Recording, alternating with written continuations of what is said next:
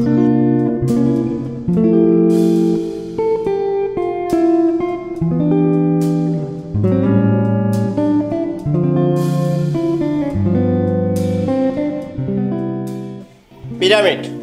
পৃথিবীর সপ্তম আশ্চর্যের মধ্যে অন্যতম হচ্ছে এই পিরামিড।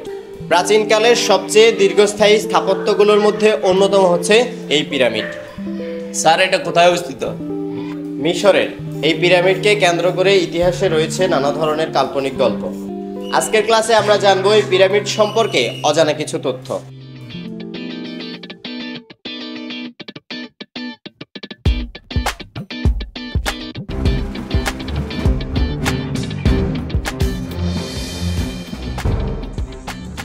ধ্যাত্তেরি, আজকেও লেট।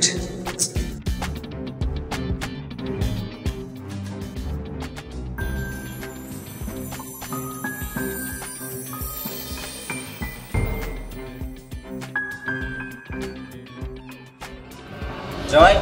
জি স্যার। এদিকে ঘুরো। আজকে আবার চালাই করার চেষ্টা? আসলে স্যার ইচ্ছে করে লেট করিনি স্যার, রাস্তা জ্যাম ছিল। কোন দিন লেট হয় না তোমার? আজকেও 10 মিনিট লেট। যাও বসো।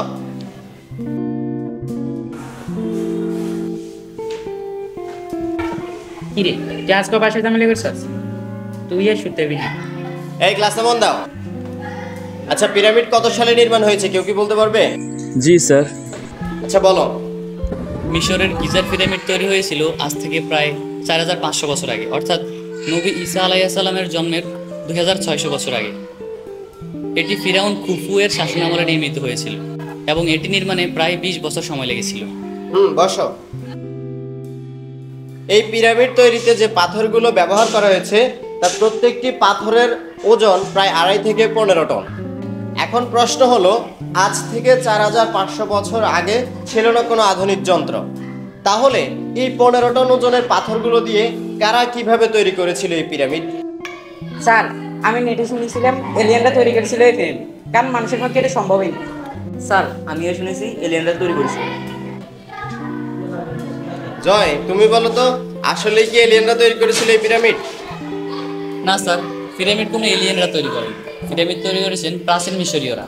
তারা মূলত মিশরের রাজাদের সমাধি হিসেবে এই পিরামিড তৈরি করেছেন। একদম তাই।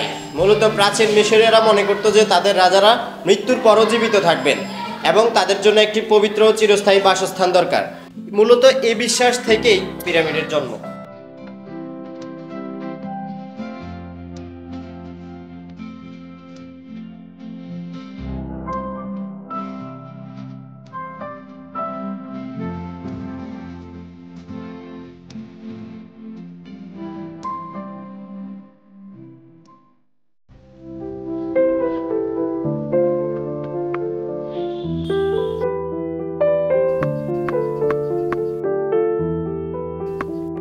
আচ্ছা হাসান কইরে, ও পোলাপান ডাকতে গেছি খেলার জন্য। পোলাপান ডাকতে এতক্ষণ লাগে? আচ্ছা জয়, তুই এত পড়ালেখা পারিস কিভাবে? সারাদিন তো দেখি অ্যাক্টিং চর্চা করস, বই পড়াস কখন? সব পড়া বইয়ে থাকে না, কিছু পড়া বইয়ের বাইরে থেকেও কালেক্ট করতে হয়। যা বল কর।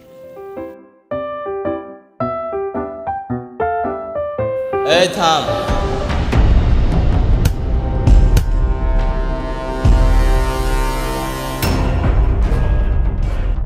আজকে এখানে কোনো ক্রিকেট খেলা চলবে না, আজকে আমরা এখানে ফুটবল খেলবো। ও তাই? ক্যাম্পাস শেষে প্রতিদিন এখানে ক্রিকেট খেলা হয়, আমরা সবাই জানি। তুই আজকে নতুন করে ফুটবল কোথায় থেকে করলি আমদানি? এত কথা বলার সময় নেই আমার, তাড়াতাড়ি মাঠ থেকে উঠ, আমরা এখন আজ ফুটবল খেলবো। এমনভাবে বলছিস যেন মাঠ তোর বাবার আর আমরা তোর খাবার। তুই আমার বাবাকে নিয়ে কথা বলছিস? তুই জানিস আমার বাবাকে? দেখ সালা, তুই যদি না জানিস তোর বাবাকে, আমি কি করে জানবো?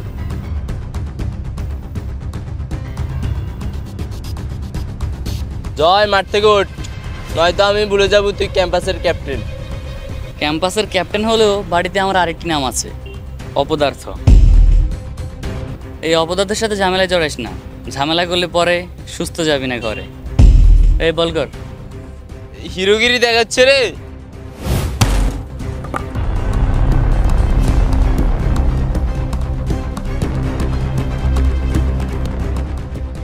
ওদেরকে দিয়েই খেলাটা শুরু করতে হচ্ছে।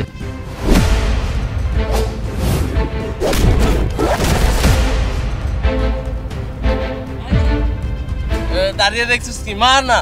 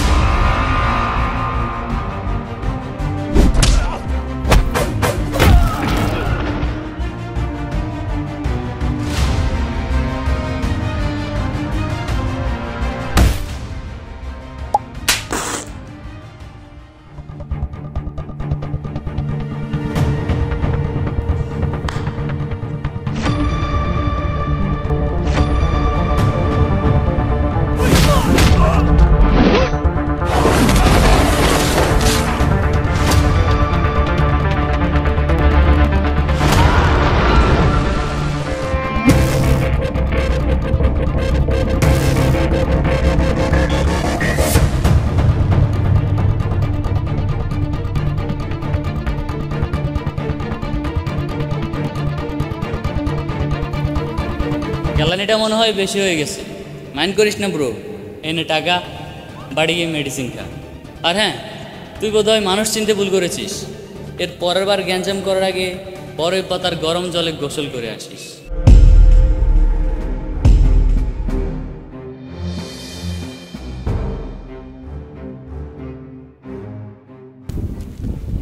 কি মাইট টেনে দিলাম, সাহস থাকলে আরেকবার আই। জুতে আচ্ছা, ব্যাটটা কই?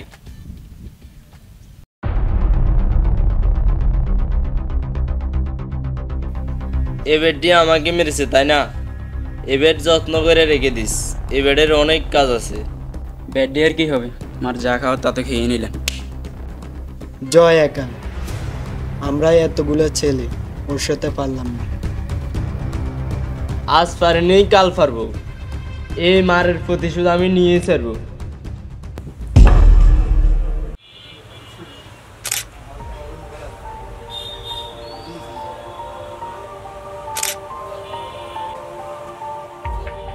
আজকের ফিকগুলো কিন্তু অন্য দিনের তুলনায় ভালো হয়েছে। এটা দিয়ে অ্যাপ্লাই করলে ভালো কিছু হওয়ার সম্ভাবনা আছে। লাভ নাই, এই নিয়ে কমপক্ষে তুই 50টা জায়গায় হিরো হওয়ার জন্য অ্যাপ্লাই করেছিস, কোনো জায়গায় থেকে বেনিফিট পেয়েছিস। এজন্য বলি এসব হিরো হওয়ার স্বপ্নটা বাদ দে। আর এমনিতে তুই পড়াশোনা অনেক ভালো, পড়াশোনা শেষ করে একটা চাকরি করবি, ব্যাস লাইফ সেটেল। চাকরি চাকরি বলতে আমি বুঝি চাকরগিরি, আর অন্যের চাকরগিরি করবো আমি, তোর মনে হয়? শুন, সাধারণ জীবনযাপন তো সবাই করে, বাট আমি লাইফে এমন কিছু করে দেখাতে চাই যেটা বাপ দাদা 14 পুরুষও করতে পারে না। হ্যাঁ বুঝলাম, তাই বলে কি তুই হিরো হওয়ার স্বপ্ন দেখবি? হিরো হওয়াটা তো আমার স্বপ্ন, কিন্তু লক্ষ্যটা তো আরো বড়। স্বপ্ন পূরণ করাটা লক্ষ্য নয়, লক্ষ্য পূরণ করাটাই স্বপ্ন আমার। তোর কথা আমি বুঝি না ভাই, তোর কথাগুলো আমার মাথার উপর দিয়ে যায়।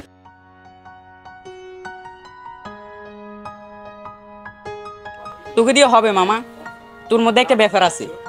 সস দিন।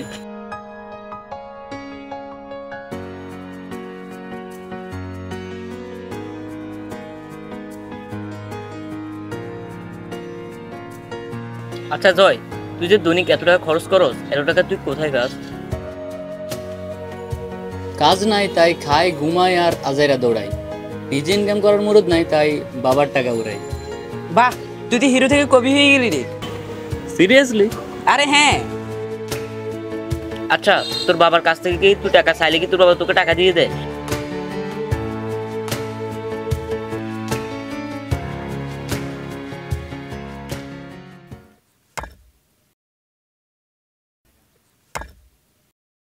আব্বু আমার কিছু টাকা লাগবে। কত টাকা? এই 5000 হলে চলবে। এত টাকা কেন? বারে ছেলে বড় হয়েছে না, একটা হাত খরচের ব্যাপার আছে না। আমি বুঝি না তুমি এত টাকা দিয়ে করোটা কি? দুদিন আগে তো তুমি 4000 টাকা নিছো, এখন আজকে আবার 5000 টাকা চাচ্ছ। টাকা কি গাছে ধরে নাকি? টাকা কোথায় ধরে সেটা তো আমার জানার বিষয় না। তুমি এখন টাকা দাও, টাকা না দিলে আমি কাল থেকে কলেজে যাব না। দেখো বাবা, আমি একজন দিনমজুর মানুষ, দিনে আনি দিনে খাই। তোমাকে শাহেনশার মতো চালানোর সাধ্য আমার নাই। এখন তাহলে টাকা দিবে না? আজকে টাকা নাই রে বাবা। ওকে।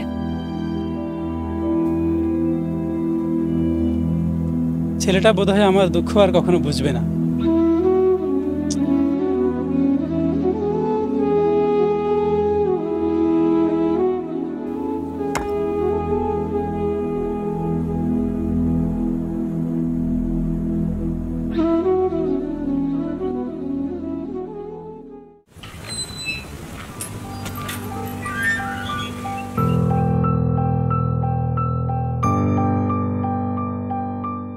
এই পাশের মালগুলো ওই পাশে নিয়ে রাখবে, এখানেও তো মাল তুলবো। সালাম। তুমি জামালের ছেলে না? জি। কি কিছু বলবে? হ্যাঁ, বলতে এসেছি। আব্বু তো এখানে কাজ করে। আব্বু কয়দিনের টাকা পাবে? তোমার আব্বু 7 দিনের টাকা পাবে। 7 দিনের টাকা পাবে। 7 দিন? 7 দিনের কত টাকা আঙ্কেল? 5000 টাকা। 5000 টাকা? আমি আব্বুর ওই টাকাগুলো নিতে এসেছি। জামালের 7 দিনের টাকাও ছেলেকে দিয়ে দাও।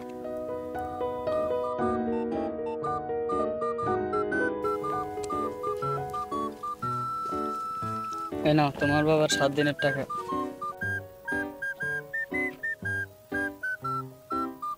সালাম।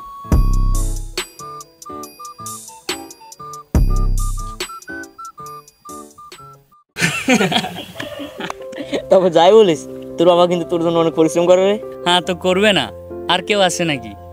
এক বৃত্তের এক বেশ, মরে গেলে সব শেষ। আমি একটা মাত্র ছেলে, আমার জন্যই তো করবে। তুই ভুলে যাস না, তুই কিন্তু একদিন বাবা হবি। হ্যাঁ হব, আগে বিয়েটা তো করা। এই জয়, এদিকে শোনো।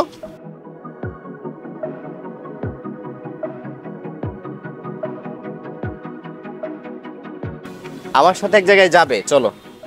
তোরা থাক, আমি আসছি।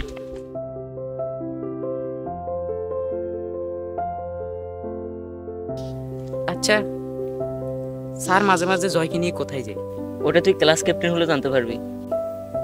হ্যাঁ, প্রত্যেকটা স্যারে ক্লাস টপারের বেশি ভালোবাসে।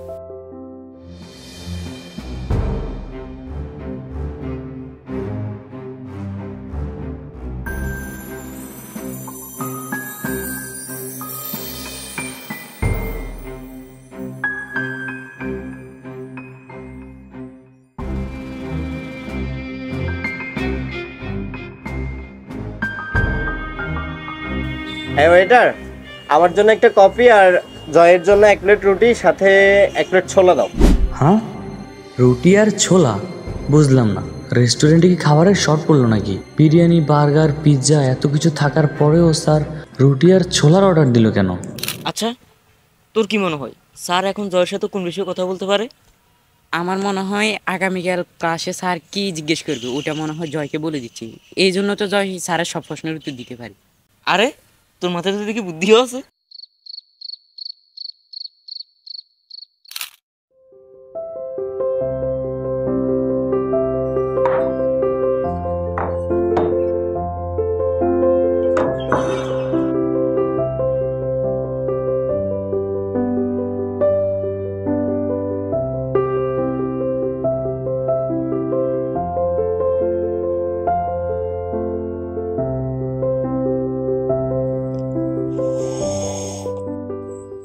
আচ্ছা জয়, জি স্যার। তুমি তোমার হাতের বৃদ্ধ আঙ্গুল ব্যবহার না করে রুটি ছিঁড়ে খেতে পারবে? বৃদ্ধাঙ্গুল ব্যবহার না করে? আচ্ছা, আমি দেখছি স্যার।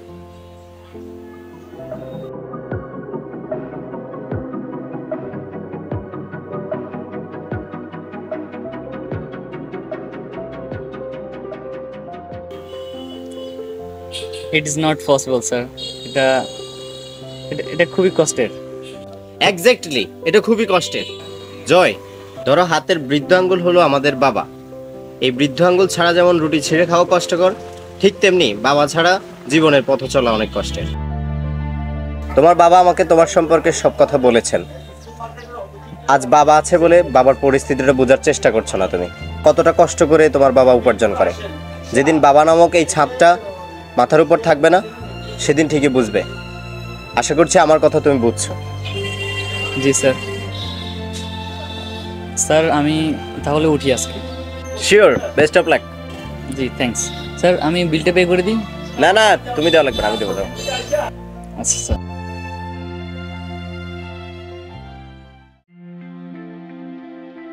তোরা আসিস তাহলে? হ্যাঁ আচ্ছা, স্যার কি বললো রে? স্যার এটা আর কি, জ্ঞান দেওয়া ছাড়া কোনো কাজ আছে? আচ্ছা যাই হোক, আমরা একটা ট্যুরে যাওয়ার প্ল্যান করছিলাম। ট্যুরে যাবি? কোথায়? ওটা তুই সিলেক্ট কর। কক্সবাজার। ওকে ডান।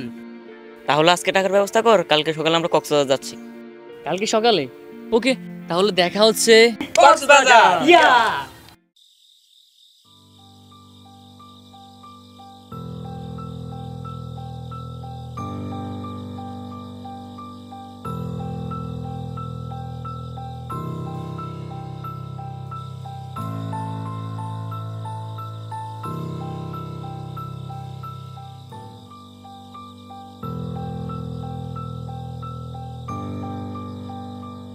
কি রে, খাইতেছিস না কেন?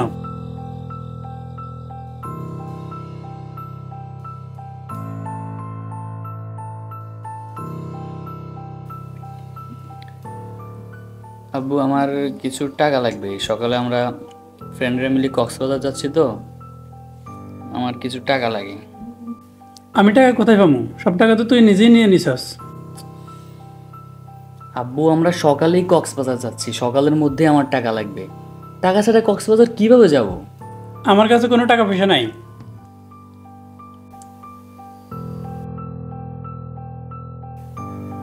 দেখ, আজকে রাতের মধ্যে তুমি আমার টাকার ব্যবস্থা করো, আমার সকালে টাকা লাগবে। কি রে, কোথায় যাচ্ছিস? ভাত খেয়ে যা। খিদে নেই আমার।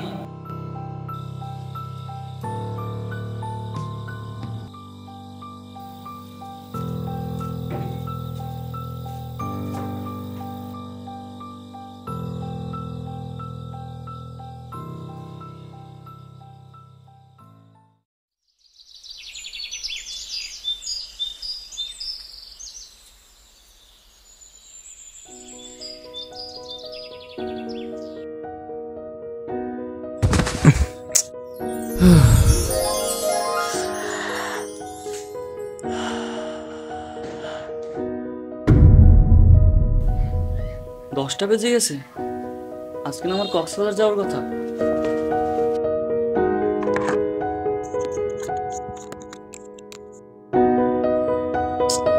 অসময় ডিস্টার্ব। আরে চল তাড়াতাড়ি কর।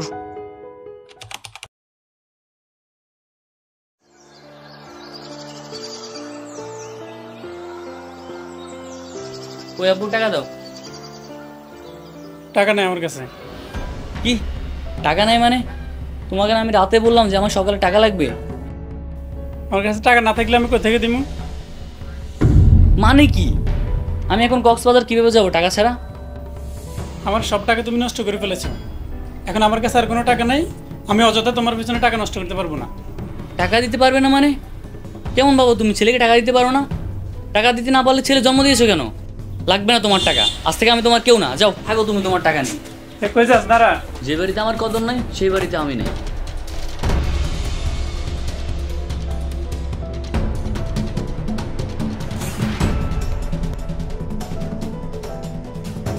আরে এটা তো আব্বুর জুতা। আব্বু ছেঁড়া জুতায় জোড়া তালি দিয়ে ইউজ করে, অথচ আমি কত ফুটানি করে চলি।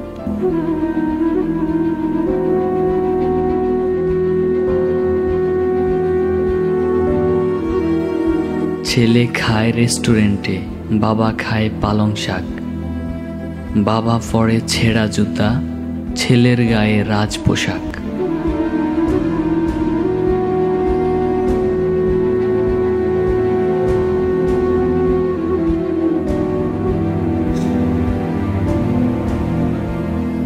আমার আব্বুই প্রকৃত হিরো। হিরো হওয়ার জন্য আমি কত কিছুই না করছি, অথচ আমার আব্বু নিজের অজান্তেই হিরো হয়ে বসে আছেন। আমরা মানি আর না মানি, সমাজের প্রকৃত হিরো আমাদের বাবারাই। বাবারা আসলেই মহান হয়।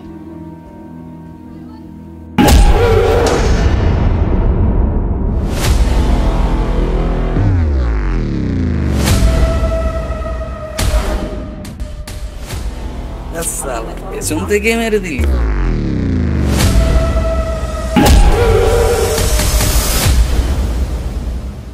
এই দিনটার অপেক্ষা ছিলাম এতদিন।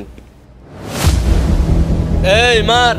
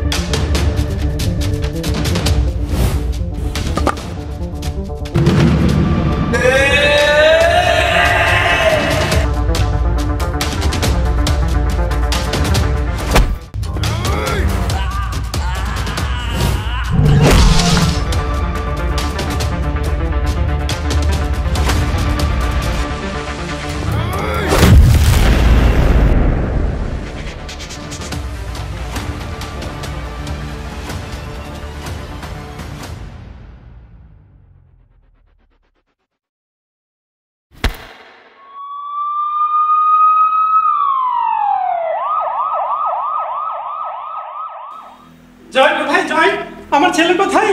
আমার ছেলে কি হয়েছে? জয় কই? জয় আমার ছেলে। জয় বাবা, তোমার কি হয়েছে বাবা? বাবা তোমার কি হয়েছে? তোমার এই অবস্থা হলো কিভাবে? আমি তোমার টাকা দিতে পারি না বলে তুমি নিজের এত বড় ক্ষতি করবে বাবা?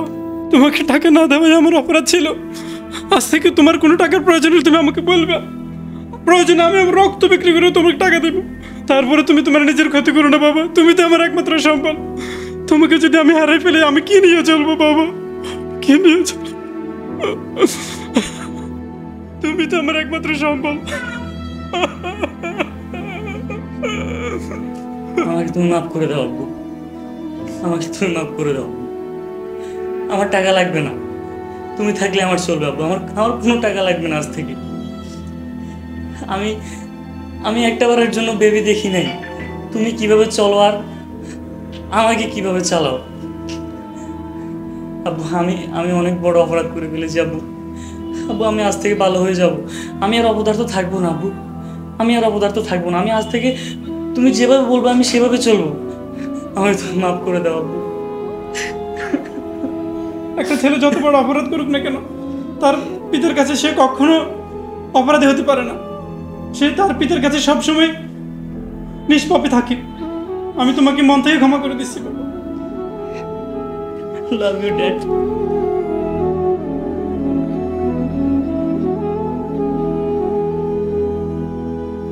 জয়, তোমার জন্য একটা সুখবর আছে। অবশেষে তোমার স্বপ্নটি পূরণ হলো। স্বপ্ন? তুমি হিরো হওয়ার জন্য লাস্ট যেখানে অ্যাপ্লাই করেছিলে সেখান থেকে তারা তোমাকে সিলেক্ট করে নিয়েছে। তুমি তাদের আগামী সিনেমাতে হিরো চরিত্রে অভিনয় করছো। হিরো তাহলে হয়েই গেলি। আপনি যেটাকে হিরো বলছেন সেটা আসলে হিরো না। প্রকৃত হিরো আমার বাবা। আমি বড় হয়ে আমার বাবার মতো একজন হিরো হতে চাই।